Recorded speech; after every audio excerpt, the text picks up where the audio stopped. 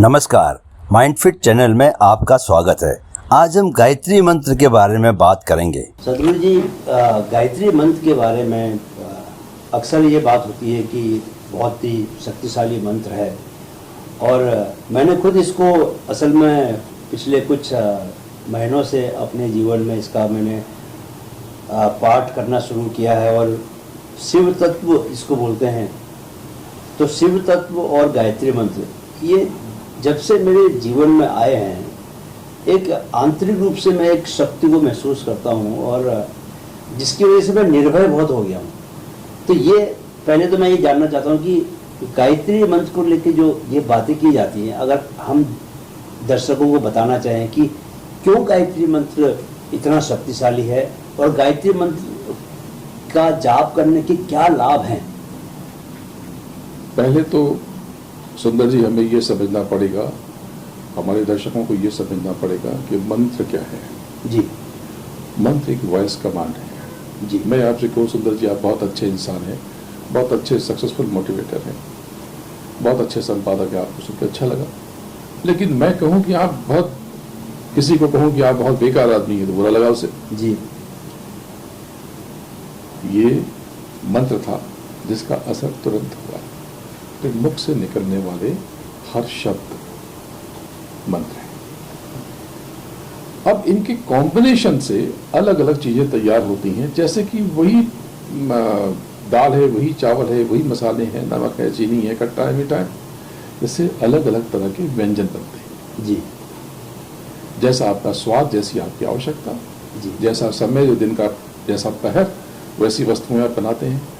बस ये जो कॉम्बिनेशन है, इसी से अलग अलग मंत्र बने हैं। मंत्र, ढेर सारे जो मंत्र हैं, ये कॉम्बिनेशन है, अलग अलग समय के लिए, अलग अलग चीज़ों के लिए, अलग अलग परिदृश्यों के लिए ये मंत्र रचे गए हैं। अब आते हैं गायत्री मंत्र के। तो मंत्र का असर तो हमारे मन पे होता है, यानी हमारी अंतर चेतना पे होता है। जब हम मन कहते हैं तो मन, बुद्धि, चित्त है और अहंकार। लेकिन सच्ची बात तो ये है कि मन का मतलब अक्सर हम जो स्व का बोध है, जो स्व है, उसको भी मंत्र कह देते हैं।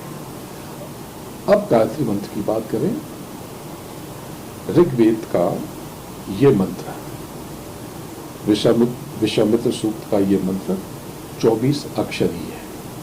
ये छंद भी है। ऋग्वेद के सबसे बड़े जो 7 छंद हैं, गायत्री उनमें से है और सबसे अधिक बार इसका उल्लेख हुआ है। जो अधिक बार जिन छंदों का उल्लेख हुआ है उनमें से गायत्री भी है। अब इसकी थोड़ी और व्याख्या करते हैं। ये 24 अक्षरों का मंत्र है। 8 8 8 अक्षर के इसमें 3 बीज हैं, जिसके पहले प्रणव के बाद ब्राह्मण शास्त्र से प्रणव ओम, हाँ, ओंकार, प्रणव कुछ भी हो सकता है, ओम हो सकता है, श्रींग हो सकता है, क्लीं हो सकता है, ह्रीं हो सकता है, सब कुछ भी हो सकता है। जी, जैसे कि श्री विद्या के जो एक एक बीज है वो बड़े लंबे हैं। कैल रिंग एक बीज है, हसकाल रिंग एक बीज है, सकल रिंग एक बीज है। ये बहुत टेक्निकल बातें हैं। ये मैंने जानबूझ के उल्लेख किया कि बहुत से आपके दर्शकों को इनमें रुचि है और थोड़ी सी महक है, थोड़ी खनक है। तो अब इसके बाद उनकी रुचि बढ़ जाएगी तो आगे और गहरी चीजें उनको परोसी जाएंगी, बताई जाएंगी। तो 8 8 8 मात्राओं के ये 24 अक्षरी संयोजन से गायत्री मंत्र बना। इसमें प्रणव शामिल नहीं है और 3 स्तर शामिल नहीं है, 3 चरण हैं इसके। अब इसमें समझें कि ओम, प्रणव, भू, भुवा, स्वाहा, ये 3, इन तीनों में पूरी कायनात आ गई। जी, भू यानी सारे भौतिक पदार्थ, भू यानी भूमि, भू यानी वेल्थ, फिजिकल, समूची फिजिकल वेल्थ, समूची कायनात, प्रॉपर्टी, एसेट्स, रिश्ते नाते, सब कुछ भू में आ गए। जी, और भुआ में समूचा अंतरिक्ष आ गया। जी, समूचा अंतरिक्ष आ गया। जी, पूरी ऊपर की कायनात आ गई। जी, और स्व में आप स्वयं आ गए, आपकी आत्मा, आपकी सूरत आ गई। जी। कितनी कमाल की बात है ये, अधिकतर लोगों को तो पता ही नहीं है। कुछ लोग स्व से स्वर्ग भी जोड़ लेते हैं। ना ना, स्व स्व मतलब आप, यू, यू, ये वो और हम, जी। तो ये वो और हम, तो स्व, स्व में कुछ लोग इसे कहते हैं मन है, कुछ लोग कहते हैं आत्मा है, और जो मन है उसमें भी एक तरह से आत्मबोध ही है, वो जी। आत्म से ही आत्मा बना है। आत्मा शब्द से ज्यादा शक्तिशाली शब्द सुरत है, जी। तो इसको हम फिर कभी इसका उल्लेख करेंगे। अब आते हैं तत्। अब इसको ओम भूर्भुवः स्वः तत्सवितुर वरेण्यम भर्गो देवस्य धीमहि धियो यो न प्रचोदयात्। ये तीन तीन तीन, जी, जी। यानी 8 8 8, ये जो कॉम्बिनेशन है आपके भीतर चमक पैदा करता है, आपकी आभा मंडल को बहुत शक्ति देता है। तत् माने वह, तत्, इसमें इतनी गहराई है इस मंत्र जी। में, और इसमें सवित्र की उपासना है। सूर्य, सूर्य का एक बहुत महत्वपूर्ण हिस्सा है। ऊर्जा का स्रोत। सूर्य जो है हाइड्रोजन और हीलियम के संयोजन से बना, विज्ञान पे आ जाते हैं, जी। विज्ञान पे आ जाते हैं, हाइड्रोजन और हीलियम के संयोग से बना है। तो जो उसमें चमक है वो किससे है? जो चमक रहा है वो तत्व, एक तत्व है विमर्श। विमर्श, ये जो गूढ़ तंत्र शास्त्री हैं या वैज्ञानिक है वो इन चीजों को समझेंगे। जैसे कि हम जिनको ब्रह्मा विष्णु महेश कहते हैं, इस्लामी फकीर, सूफी फकीर, वो भी इनका जिक्र करते हैं। वो कहते हैं नासूर, कलकूत और जबरूत। नासूर जो रूहों को जिसमें डालते हैं उसको ब्रह्मा कहा, कलकूत जो सारी देखभाल करता है उसको हमने विष्णु कहा, और जबरूत जिसमें से रूहों को निकाला हमने उसको शिव कहा। यही तो अर्थ है जीओडी गॉड का, G for generation, O for operation, D for destruction. बड़ी सहज बात है, कहीं भी भेद नहीं है, कहीं पे संघर्ष नहीं होना चाहिए किसी धर्म में, किसी रिलीजन में, किसी मजहब में। अब ये बात है कि आपने गंगा का कोई एक घाट देखा और आपने कहा यहाँ गंगा बह रही है और यही घाट है। नहीं, गंगा अब यहाँ से वहां तक बह रही, गंगोत्री से लेकर के समुद्र तक के बीच की यात्रा तय कर रही है, इसमें ढेरों घाट है। आपने जिस घाट को देखा वो सच्चा है, लेकिन वो जिस घाट को बता रहा है, आपने हरिद्वार को देखा, उसने काशी को देखा, तो दोनों की आकृति और दोनों की डिजाइनिंग में फर्क तो है, दोनों की जल के तापमान में फर्क तो है, वो रहेगा, लेकिन गंगा तो एक ही है। उसने जो घाट देखा वो भी सही है और उसने जो घाट देखा वो भी सही है। तो किसी का हमें अपमान किए बिना, हम किसी का अपमान करके हम अपने धर्म का सम्मान नहीं कर सकते। जी।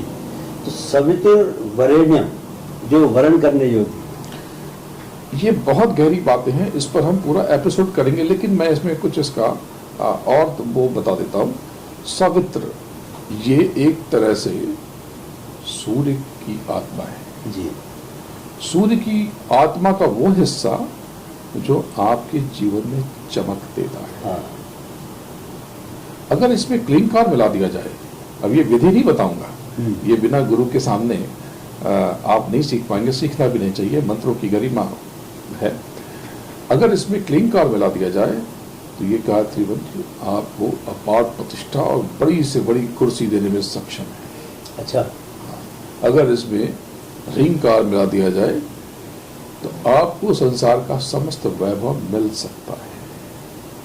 लेकिन इसमें ररंकार मिला दिया जाए तो आपके भीतर, या फिर सत्य और सार मिला दिया जाए तो ये आपको अपने भीतर ले जाने के लिए ये रॉकेट की तरह काम करता है। कुछ और बातें, मंत्र कैसे जपा जाए। जी। जैसे आपने कहा कि मैं पाठ करता हूँ, पाठ मंत्र के लिए नहीं आता, क्षमा चाहता हूँ, जी। लेकिन थोड़ा सा इसमें मैं जाप। हाँ करेक्शन कर देता हूँ। जी। पाठ जो चौपाइयाँ और जो ज्यादा बड़े जो छंद होते हैं या उनका काफी मंत्रों का जाप। बड़े शब्द होते हैं, तो उनका पठन होता है, उनको पढ़ा, पाठ किया यानी पढ़ा। लेकिन बार बार जो दोहराव है वो जाप हो गया। हाँ, वो जाप है। लेकिन जो जाप का मतलब जो ऊर्जा उस मंत्र को दोहराने में बाहर की तरफ निकल रही है, विस्पर करती है। जी जाप पाठ जो होता है उसमें उच्चारण होता है, जी पठन, मानसिक पठन भी होता है, लेकिन जिसको हम पाठ कहते हैं वो उच्चारित करके पाठ किया जा सकता है। सुंदरकांड का पाठ, जी जैसे हनुमान चालीसा का पाठ, दुर्गा सप्तशती का पाठ, ये अलग अलग चीजें हैं।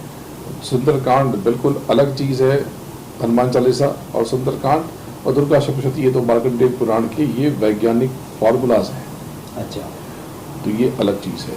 अब पहले हम पठन यानी पाठ जाप पे आते हैं। जाप जो विस्पर करते हुए जो आपकी ऊर्जा बाहर की तरफ प्रस्फुटित होती है, ये आपका आभा मंडल बनाती है। ये बाहरी व्यवस्था आपकी चुस्त और दुरुस्त रखती है। लेकिन इसके अलावा भी एक चीज है, वो है सिमरन। इसी को सुमिरन कहते हैं। ये स्मरण शब्द से बना है। इसका अर्थ होता है पुकारना, आवाज देना, अपने भीतर तलाश करना। इसमें जीभ मौन होती है, जीभ का काम नहीं होता, जिह्वा स्थिर होती है। तो इसमें ये जो गायत्री मंत्र है उसका हम जाप भी कर सकते हैं और सुमिरन भी कर सकते हैं। बिल्कुल, जब आप सुमिरन करते हैं, जब आप गायत्री मंत्र का सुमिरन करते हैं, तब आप अपनी जीवात्मा के यानी अपने सूरत के कल्याण के लिए आप गतिशील हो जाते हैं। लेकिन जब आप इसका जाप करते हैं, तब आप बाहरी व्यवस्थाओं को चुस्त दुरुस्त रखते हैं। जिस प्रयोजन से किया जाता है उस प्रयोजन की प्राप्ति होती है, आप उस लक्ष्य तक पहुंचते हैं। अगर इसमें मैंने बताया कि क्लींकार मिला दिया जाए तो प्रसिद्धि बहुत बढ़ती है। इसको किस वक्त दिन के किस समय में इसको करना सबसे उपयुक्त है? सूर्योदय के समय गायत्री मंत्र बहुत प्रभावशाली हो जाता है जी। लेकिन अगर इसमें जिसको नाम का दान मिला, अब ये नाम क्या है, ये ऊपर की, इसके बहुत ऊपर की चीज है। ये कभी आपको बताया जाएगा, कभी जब आप और एक एक स्टेप हम ऊपर पहुंचेंगे, आध्यात्मिक गहराई में पहुंचेंगे, तब मैं बताऊंगा। जिसको कहा गया कि कलयुग केवल नाम अधारा और सुमिर सुमिर नर उतर ही पारा। सब कुछ नाम में है, और नाम यानी कि नाद यानी कि शब्द, ये आपके भीतर है। ये स्टेप बाय स्टेप ऊपर चढ़ने की विधि है। जो शब्द योग का मूल है, शब्द योग आपको अंतर में नाम यानी नाद को पकड़ना सिखाता है, और जैसे ही वो नाद आपके पकड़ में आता है, आपका जीवन बदल जाता है, रूपांतरित हो जाता है, बाहरी चीजें आपके लिए गौर हो जाती हैं। अब ये कैसे होगा, इस पर बात हम करेंगे आपके अगले एपिसोड। जी जी। माइंडफिट युवाओं में मानसिक जागरूकता के अपने लक्ष्य को लेकर कृत संकल्प है। इस मुहिम में हमारे मददगार बने। वीडियो अगर पसंद आया है तो इसे अपने दोस्तों के साथ जरूर शेयर करें।